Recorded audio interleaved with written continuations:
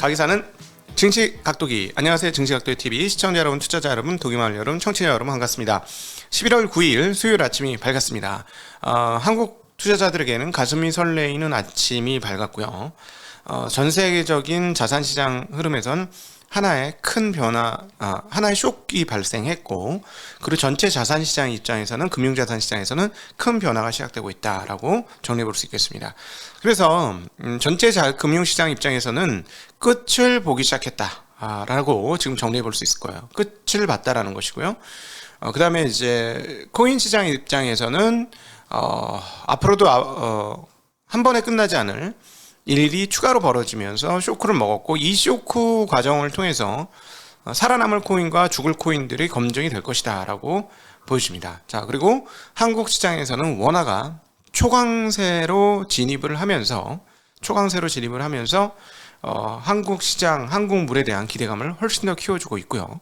자, 중국은 이번에 PPI가 나와야 되겠습니다만, PPI가 나오고 나서부터는 디플레에 대한 걱정을 해야 되는 게 아닌가 하는 생각을 시장에서도 할 가능성이 있다라는 것을 각피셜로 여러분들에게 오늘 말씀드릴 예정입니다. 자, 오늘 장 한마디, 온다. 근데 펀더멘탈이 너무 약하네. 네, 이게 지금 현재 상황입니다. 특별히 한국 시장은 뭐가 오고 있어요. 오는 게 분명히 맞죠. 오고 있는데, 그리고 봤죠. 한 달 정도의 데이터가 우리한테 그렇게 얘기를 하고 있는데, 근데 펀더멘털은 약한 것이 사실입니다. 그래서 이 펀더멘털이 너무 약한 상황에서 자, 과연 어디까지 밀어줄 수 있는 추진체가 될지, 아주 강력한 그 로켓 추진체는 아니라는 거예요. 우리를 뭐랄까, 해저에서부터 수면까지 건져줄 수 있는 로켓 추진체가 될지, 아니면 하늘로 비상하게 해줄 추진체가 될지 모르겠습니다만, 설마 현재 시점에서 보건대 하늘까지 올릴 추진체가 될 거라고 상상이 좀 어렵고요. 만약에 그렇게 되려면 정말 전향적인 수준의 외국인 투자자가 있어야 할 것으로 보여집니다. 50조 원 이상이 있다면 네, 가능하죠. 하늘로도 올라갈 수 있습니다. 자, 그거는 차차 확인을 해봐야 되는 대목이고, 거기까지 계산하고 투자를 하면 안 된다는 거, 보수적인 관점으로 투자를 하는 것이 훨씬 더 신상이 좋다라는 걸 감안해 보면, 오히려 한국 시장은 지금 여기서 숨고르기 할 시점에 왔는데, 이 숨고르기 할 시점을 어떻게 진행할까를 잘 생각해 보셔야 되는 때가 아닌가 싶습니다. 아예 한국 얘기가 먼저 나왔으니까 한국 차트부터 먼저 보고 말씀드리도록 할게요. 봉 차트로 여러분들 좀 긴 차트를 보여드리도록 하겠습니다. 네,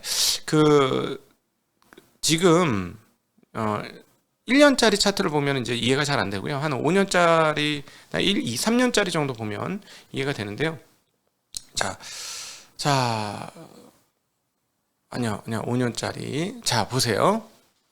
보시면 이번에 하락이 얼마나 컸는지 알 수 있습니다. 지수폭으로는 역대 최고의 하락폭을 기록을 했었고요. 물론 이제 상승도 굉장히 컸고, 단기적으로 최고로 큰 상승이었고, 또 가장 긴 하락과 가장 큰 폭의 하락, 로그 값을 씌우기 전으로는 그렇습니다. 로그 값을 씌우면은 카드 사채 수준의 네 번째 정도 수준, 한국 주식 역사에서 한 네 번째 정도 수준의 큰 하락을 기록했던 게 이번인데요. 자, 보시면 아시겠습니다만, 여기가 이제 도구가 없어서 선을 못 긋는데, 자, 선을 그어보죠. 선을 그어보면 추세적인 하락이에요. 근데 자, 보세요. 뭐지? 이 추세가 깨지기 시작한 거죠. 추세가 깨지기 시작했습니다. 자, 추세가 깨지면서 돌파하기 시작합니다.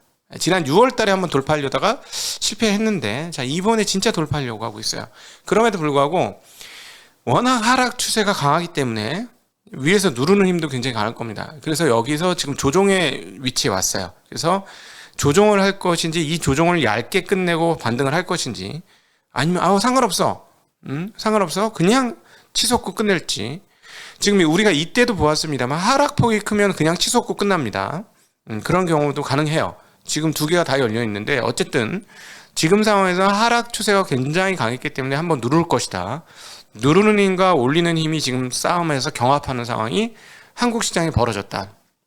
근데 오늘 원화 상황을 보니까 아이고, 이거 뭐 좋은데? 뭐 이런 생각을 하게 만드는 게 오늘 아침의 상황이다라고 정리해 볼 수 있겠습니다. 자, 이제 미국 시장 돌아가서 미국 시장 전체적인 분위기 한번 살펴보도록 하죠. 미국 시장 전반적인 분위기가 좋았습니다. 네. 그 공화당이 이기면 테슬라가 오를까요? 네, 잘 모르겠습니다. 저기 4만 대인가에 리콜 있어서 좀 떨어졌는데, 근데 테슬라는 리콜이 좀 다르죠. 저도 지금 운전석 창문이 안 올라가요, 자동으로. 근데 리콜을 받으려는데 장소가 없어. 그 서비스 센터가 없습니다. 근데 어떻게 리콜을 받아라? 소프트웨어로 그냥 업데이트해라. 문제는 이제 와이파이 연결을 해야 되는데 와이파이를 잘 못 잡아서 네, 오늘 저녁에 한번 시도해 볼 생각입니다. 업데이트 되면 괜찮을까? 네. 어쨌든 그것을 제외하고는 다 올랐습니다. 다 올랐고 그 빅테크들도 다 올랐고, 특별히 반도체 주식들의 상승폭이 조금 더 크게 나왔고, 엔비디아가 우회해서 중국에 칩을 팔 수 있다라는 논조의 이야기가 나오면서 어제 장 전부터 상당히 좋았는데 반도체 상승을 이끄는 흐름들을 보여주었습니다. 자, 공화당의 흐름이 어떻게 되는지, 민주당의 흐름이 어떻게 되는지 아직 안 나왔어요. 조금 더 시간이 있어야 되긴 하는데, 일단 상원 의원 흐름들이 조금 나오고 있어서, 방금 전에 이제 구글에서 보시면 미국 중간선거 치면 바로 나와요. 그러니까 그럼에도 불구하고 한번 간이나 봅시다. 간을 보도록 하죠. 자, 상원의원 선거 결과 지금이 조금 잡히고 있는데, 뭐 아직까지는 안 딴 데가 많아요. 51석이 과반입니다. 51석이 과반이고, 아직 안 딴 데가 많아서, 그리고 경합지도 있으니까 지금 뭐 저거는 별로 의미 없다 이렇게 보시면 되겠고, 상원은 박빙일 것으로 봅니다. 50대 50. 그래서 51대 49 어디가 되든 뭐 이런 정도의 박빙으로 지금 예상을 하고 있고요. 하원은 공화당이 상당히 이길 것으로 지금 언론에서 보도가 많이 되고 있는데요. 시장에서는 이런 생각을 하는 거죠. 공화당이 되면은 법인세는 어떻게 되지? 법인세 깎아질 수도 있겠는걸? 이러면서 주식시장이 지금 그렇게 긍정적으로 반응을 한 것이고, 채권시장도 굉장히 안정적인데, 선거와 관련해서는 이거죠. 공화당이 된다면 채권 발행 많이 할까? 안 하겠지? 뭐 이런 생각을 하는 겁니다. 재정은 더 풀까? 덜 풀겠지? 뭐 이런 생각을 합니다. 그러면 이제 채권 발행도 줄고 재정 적자 지출도 줄고 이렇게 되면 그 채권 시장이 좀 안정되겠구나. 물량이 덜 쏟아지니까, 이런 생각을 채권 시장이 좀 하고 있는 겁니다. 네. 그래서 그러다 보니까 시장이 상승했고요. 또 하나는 중간선거 이후에 보통 워낙 많이 오르지 않습니까? 시장이 대체적으로 뭐 한 15% 내외의 상승이 거의 뭐 항상 있었기 때문에, 지난 70년 역사에서 몇 번 빼고는 그래왔기 때문에 이번에도 그럴 것이다라는 생각을 하면서 시장이 먼저 상당히 선반영하고 있는 것으로 추정이 됩니다. 선반영하고 있다. 이렇게 정리해봐도 될 것 같습니다. 근데 이미 지금 벌써 3일째 막 연속으로 상승해서 다우 같은 경우는 3%도 넘게 올랐어요. 그래서 좀 많이 오른 상황이다. 경제 체력과 금리는 높은데 선반영은 조금 이미 좀 되고 있다라고 정리해 볼 수 있겠습니다. 자, 오늘 그 금융시장에서 나타난 제일 큰 흐름 중에 하나는 코인 시장의 붕괴 흐름들이 나타났습니다. 그래서 아주 그 박살이 났는데요. 코인 가격이. 근데 조금 오히려 지금 시간에 놀라운 거는 비트 가격은 굉장히 많이 반등을 하고 있습니다. 반등을 하면서 강력한 힘을 보여주고 있는데요. 지금 비트 가격이 17,260까지 떨어졌어요. 엊그저께 2만이었습니다, 여러분. 2만이었어요. 2만 1,000까지 갔었습니다. 지난 주말에 그렇게 좋았죠. 근데 이게 17,500 깨졌었어요. 근데 지금 굉장히 빠른 복원력을 보여주면서 18,500을 기록을 하고 있는데, 저희가 계속해서 비트코인 가격을 확인해 본 결과에 의하면 19,000달러가 강력한 지지라인이에요. 그쵸? 자, 여기서 이제 하루 이틀 만에 19,000을 회복을 해준다면 비트코인은 자기 자리를 지키는 것이고, 19,000을 못 회복을 한다면 뭔가 새로운 지평이 열리는 거죠. 하방으로. 그럴 수도 있다라는 겁니다. 내용인즉슨 이겁니다. 우리가 이제 바이낸스가 있고, 또 하나 그 여러 개의 거래소가 있잖아요. 우리나라도 빗썸도 있고 어디도 있고 뭐 여러 개 있잖아요. 그런데 FTX라는 곳이 있습니다. FTX가 유동성 위기설이 좀 불거지면서 시장 전체가 폭락을 했는데요. 그리고 또 하나 이제 뉴스가 있는 것 중에 하나가 트위터가 암호화폐 지갑을 만들지 않겠다는 뉴스도 있었습니다. 그래서 이런 뉴스도 그 전에 또 한번 데미지를 입혔습니다. 근데 이제 그 내용인즉슨 이겁니다. 그 바이낸스가 FTX의 주요 토큰인 FTT라는 게 있습니다. 주요 토큰 FTT를 대거 팔겠다고 그 바이낸스 대표가 이야기를 했습니다. 그러면서 뱅크런이 발생을 한 것이고요. 왜냐하면 고래가 팔겠다는데 빨리 도망치지 않으면 죽을 것 같아. 이런 생각을 했죠. 그래서 모든 코인 가격이 두 자릿수로 하락을 했고요. 소위 말하는 아주 유명한 코인인 뭐 비트코인, 이더리움 빼고는 다 20% 이상 하락하는 모습을 보여주었습니다. 이더리움 현재 아까 보니까 17%까지 하락을 했었고요. 비트코인도 엄청 하락했는데 지금 많이 줄었네요. 진짜로 많이 줄였습니다. 굉장히 많이 줄여냈고요. 그 대상이 된 FTX의 토큰은 현재 75%가 하락한 5.43달러고 장중에 2.67달러까지 완전히 거덜이 나는 그런 모습을 보여줍니다. 지난번에 이제 한국의 테라와 관련해서도 거래소가 붕괴가 됐었죠. 제가 보기엔 앞으로 이런 일은 계속 일어날 것 같습니다. 계속해서 이런 일들이 일어날 거고, 그게 뭐냐면 이제 뭐 저도 자세한 내용을 잘 모르겠습니다만 오히려 젊으신 분들이 이 내용들을 더 잘 알 거예요. 그 스테이블 코인을 들고 있는데 스테이블 코인이 정말 진성이냐 여부에 따라서 언제든지 시장은 흔들릴 수 있다라는 게 제가 보는 관점이고요. 그리고 이제 규모가 너무 커요. 규모가 너무 크고, 그리고 또 하나, 코인 시장 입장에서 최고의 악재는 금리의 상승입니다. 그리고 금리의 고원 유지예요. 코인 시장이 제가 보기에는 금리의 최악체 자산이 될 가능성이 있다라는 거.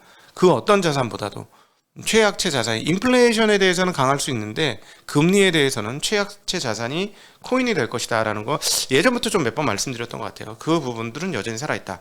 단기적으로 기술적으로는 비트코인이 19,000달러를 회복하는지 여부, 이게 상당히 중요해 보이는 상황입니다. 자, 근데 이게 되게 웃긴 게 이번에 FTX의 문제가 어디서부터 일어났냐면 관계사인 리서치 연구소에서 거기서부터 문제가 발생한 게 너무 웃기는 거예요. 지금 알라메다라는 곳인데 무슨 말이냐면 간단하게 말하면 FTX가 예를 들어 스테이블 코인이나 이런 것들을 한번 연계할 때 그 법정화폐라든가 이제 근거가 있는 달러라든가 이런 거에 이제 그 연결이 되어서 보장받을 수 있는 화폐와 연결이 되어 있어야 되거든요. 근데 얘네들이 갖고 있었던 게 다 자기네 FTT라는 거야. FTT를 너무 많이 갖고 있었다는 거죠. 그럼 뭐야? 이게 우로보로스, 자기 순환적인 상황이 벌어지는 거야. 자기 돈으로 자기가 지탱하는 거죠. 신용이라는 거는 내가 나를 지탱하는 게 아닙니다. 그거를 우리가 그거는 뭐지 저거지. 그 그리스 신화에 나오는 거 있잖아요. 자기 스스로 만족하는 거고. 갑자기 단어가 생각 안 났네. 예. 자기 스스로 만족하는 거죠. 그건 자기만의 세상에 빠진 거예요. 그거는 신용이라는 건 많은 사람이 그물망처럼 지탱해줘야 되는 겁니다. 그리고 본인에게는 힘이 있어야 되는 거예요. 본인에게는 권력이 있어야 되는 것이고, 권력과 힘이 있어야 되는 것이고, 그다음 많은 사람들이 믿어주는 그물망과 같은 촘촘한 관계성이 있어야만 신용은 지켜지는 거예요. 신용의 원리라는 게 그런 것이죠.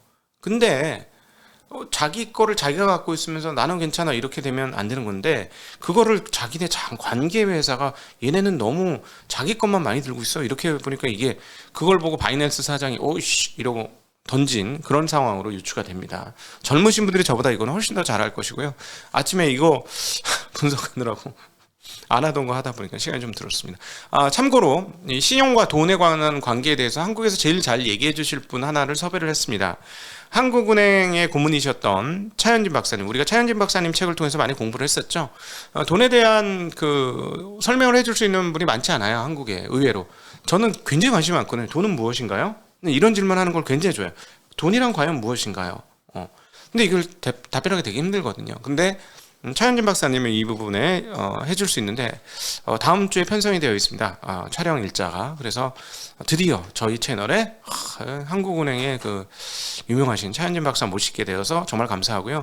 여러분들이 조금 이렇게 구독하고 이렇게 주변 사람들한테 좀 많이 알려주시면 이런 분들을 모시기가 조금 쉬워질 것 같습니다. 저 사실 여러분 제가 가지고 있는 장점 중에 하나가 경제와 철학을 연결할 수 있는 부분이 저한테 가지고 있는 특장점이라고 저는 생각하는데, 이걸 발휘하려고 하니까 모시려는 분들이 채널을 보고 와요.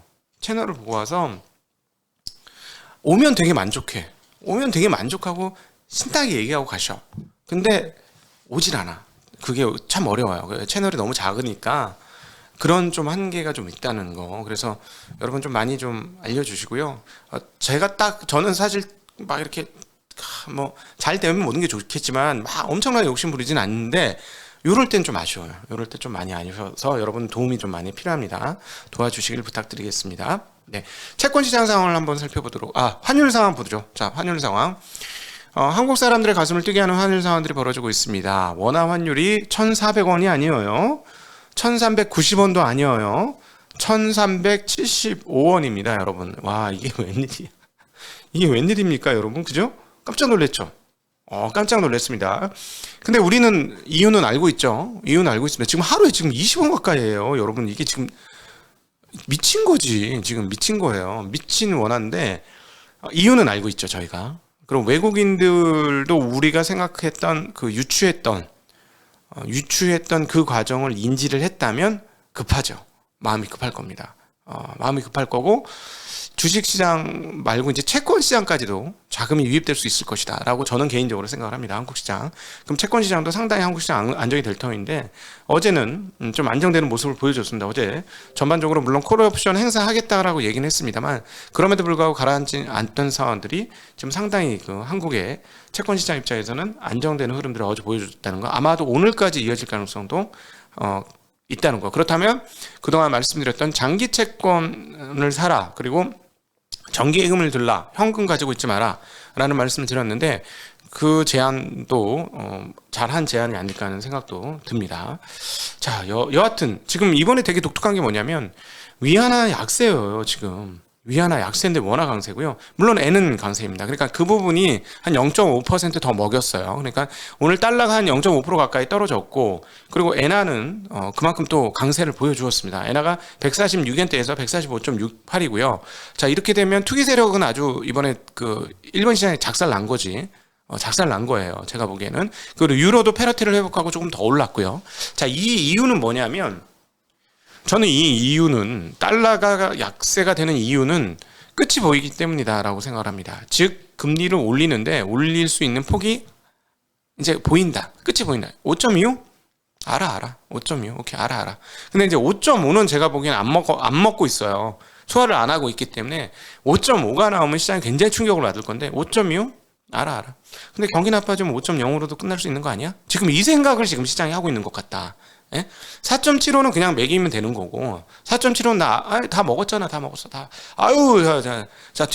뒤로 나갔어 이미. 뭐 이런 분위기인 거고, 4.75는.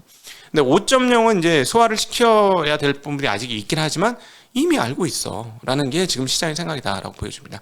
자, 그래서 오늘 금리 상황들은 굉장히 안정되는 모습을 보여주었는데요. 앞서 말씀드렸던 선거와 관련된 것도 있습니다만, 기본적으로 끝을 보고 있다는 것을 계속해서 확인해주고 있습니다. 외환시장과 채권시장 양쪽에서 그 모든 것들을 보여주고 있는데요. 자, 10년물 금리 보세요. 0.8bp 떨어졌습니다. 일단 떨어진 것도 떨어진 거지만 금리의 변동폭이 매우 적습니다. 그렇죠? 언제 이렇게 됐어? 그 다음 2년물도 3bp밖에 안 움직였어요.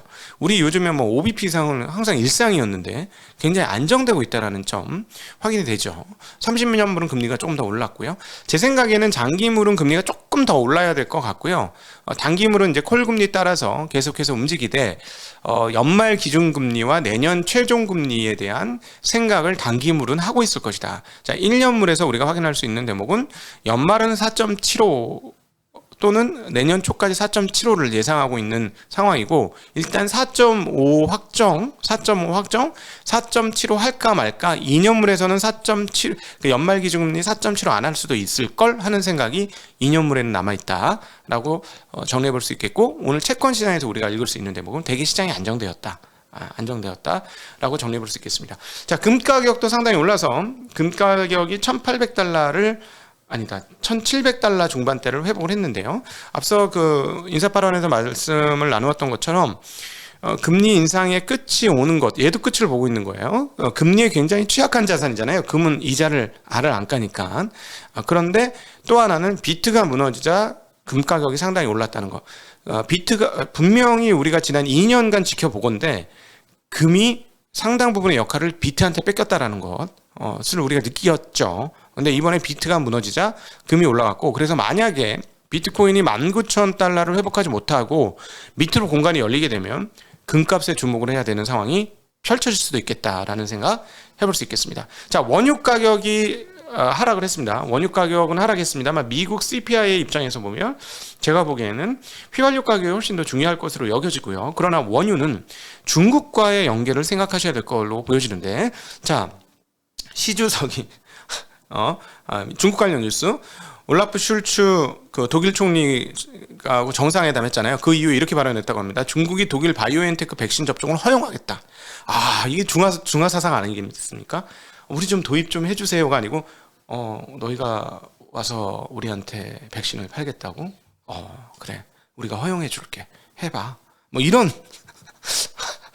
물론 이 번역이 제대로 된 건지 모르겠는데 이런 어떤 중화주의적 사상 느껴지는 대목이에요. 이 발언이 진짜 그대로 액면 그대로의 번역이라면 그렇습니다. 근데 이제 자, 중국에서 이제 여러분 주의하셔야 될 게 PPI가 나옵니다. 자, PPI가 나오면 마이너스가 나올 수도 있거든요. 우리 관심이와 함께 계속해서 확인을 하고 있는데, 추적하고 있고, 마이너스가 나오면 제 생각에는 중국은 디플레 걱정을 해야 할 것 같습니다. 자, 그러면 원자재 가격이 어떻게 될까 생각을 하셔야 되겠죠. 원자재 가격이 저는 중국에 의해서 버티고 있는 것이 상당한 텐데, 중국의 디플레라 그러면 원자재 가격은 떨어지면서 중국은 디플레를 해결하기 위해 굉장히 노력해야 돼서 요 다음 국면에 양털을 깎일 수 있을 것이고, 지금 잘 견뎠지만 미국은 중국의 디플레와 함께 인플레를 해소하는 상황들이 23년도에 펼쳐질 수도 있겠다라는 생각도 시나리오의 하나로 상정을 하게 됩니다. 감사합니다. 11월 9일 여러분들과 함께한 증시학교 TV 마감하도록 하겠습니다. 안녕.